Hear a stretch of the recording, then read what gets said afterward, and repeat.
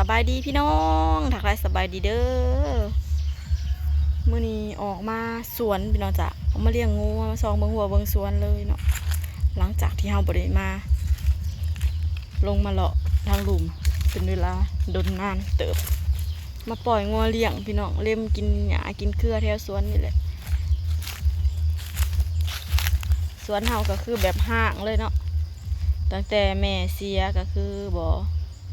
ดาวกะบ่ค่อยได้ออกมาพี่น้องมาแล้วมันก็สิคิดเห็นภาพที่แบบบ่อนที่แม่เคยอยู่น้ำหัวน้ำสวนจังซี่นะก็บ่ได้มาปานใดเฮ็ดอีพ่อมาเดี๋ยวมื้อนี้ดาสิพาเลาะชมสวนนำกันพี่น้องบ้านสวนก็หกงัดเป็นเต็มอยู่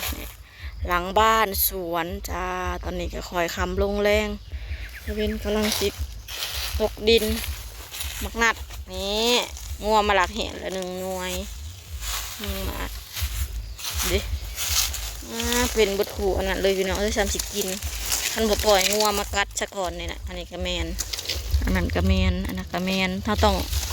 เบิ่งงัวให้มันดีๆแต่แบบนี้จะบอกอีพ่อบอกว่าแล้วมันย่างไปอันบอนสวนมักนัดเด้อเราอะมักนัดอันนี้ต้นมักนาวหลังบ้านคนบริอยู่บริอาบน้ำอาบในน้ำบริไหลลงมาก็คือเหี่ยวเนาะเด้มักนัดเขาคือเป็นบดชุงเอาเลยพี่น้องบุญนะแมนบดเต็มเบิดเลยป้าทำสิกินระวังแต่งัวสิมาหลักกินก่อนเนาะเด้เต็มเลยต้นน่ะก็มี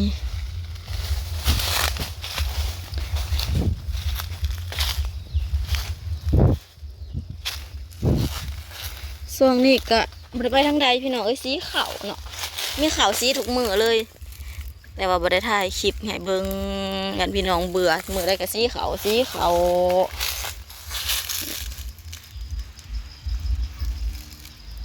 มักนัดมักมีมักม่วงนี่พุดนะตัดบริตัดถิ่มนำเนาะอันนี้ลายโพดเด้อพวกพี่น้องพวด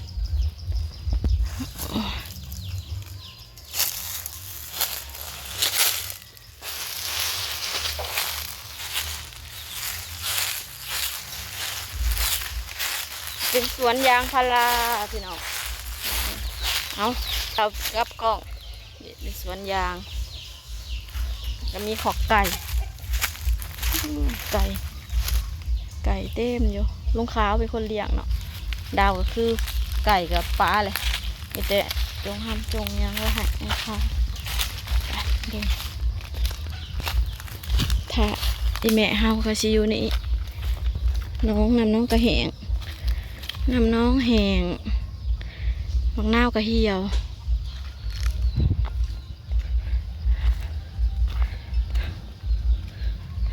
บ้านแม่เฮามากล้วย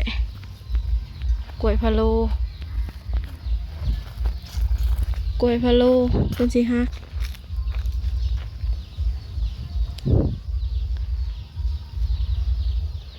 ก็คือถาดเฮาก็เอามาไว้อยู่สวนถาดอีแม่เฮาบอนที่เฮาไว้กระดูก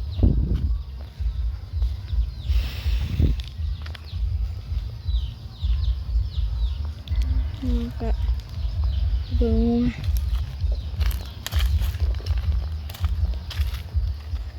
สวนกะเป็นอยู่พี่น้องที่เป็นพ่อใหญ่ทอดเด้อเป็นคนมาถางมายังเป็นเด้อสีออกมาตักทำไปขายให้ลูกค้าแล้วก็มาปล่อยงัวเลี้ยงเลยต้นยางแถวนี้งามคือเป็นบดพ่อใหญ่ทอนบดมาเห็ดพ่อใหญ่ทอนมาทำความสะอาดหรอด้วยลุงขาวคือเป็นบดดาวบริมาอันซองมือสวดเท่านี้จ้าเถื่อพี่น้องคือเป็นเตอะอยู่แท้เป็นบดเลยงัวก็คือหาเล็มกินหญ้ากินเครือที่มันป่งพวกมักมีหมากผ้ามะพร้าวก็สูงอยู่เลยแต่แง้นเบิ่ง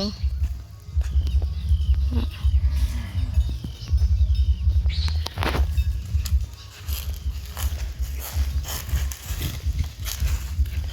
มอนไปเห็นกินมังมีเดี๋ยวเบิ้งไปเล่มกินหญ้าผู้มังมีก็เต็มอยู่เล่นวัดนี่สิเป็นรถลุงกากบ่มาเถอะพอเป็นห้อยรถลุงกากนะบริย่างมาหอนผียักเถื่อพี่น้องเลยจะไม่เห็นสวนตัวเองสวนก็คือกว้างขวางลายเติบปักงาวเป็นเต็มอยู่แต่ว่าน้ำบริโภคดกอยู่เนาะเราอีพอเราจะเปิดงามโฮดตะเวนสอง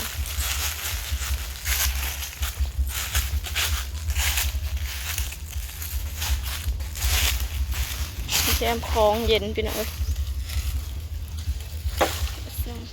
บรรยากาศแคมคลองตะเวนกำลังติดตก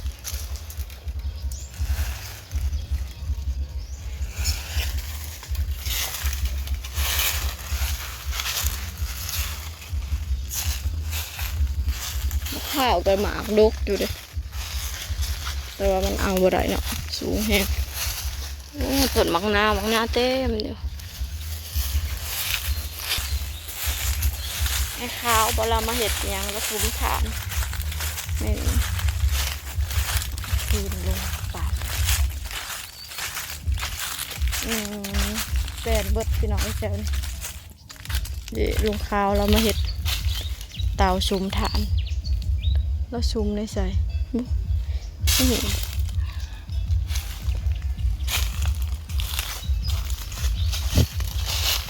เที่ยวนี่ก็เป็นโศกนี่คือเป็นตะยานเป็นโศกเป็นหูเป็นโศกเป็นเฮว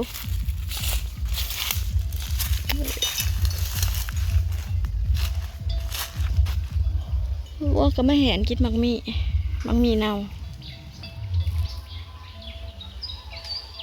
อันนะข้างนั้นจะเป็นของหมูของคุณอาเพื่อเลี้ยงหมูไปเนาะก็มีตูบอยู่แคมคลองเย็นๆบนอยู่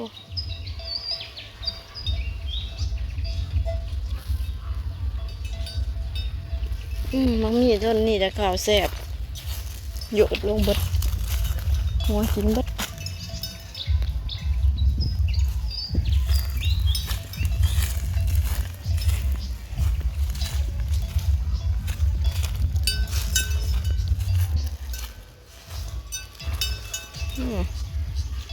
จะกินแนวแสบ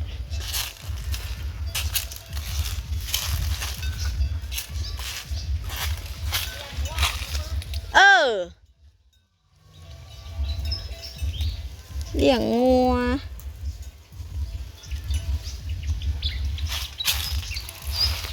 หมากสุกหมากเน่าโอ้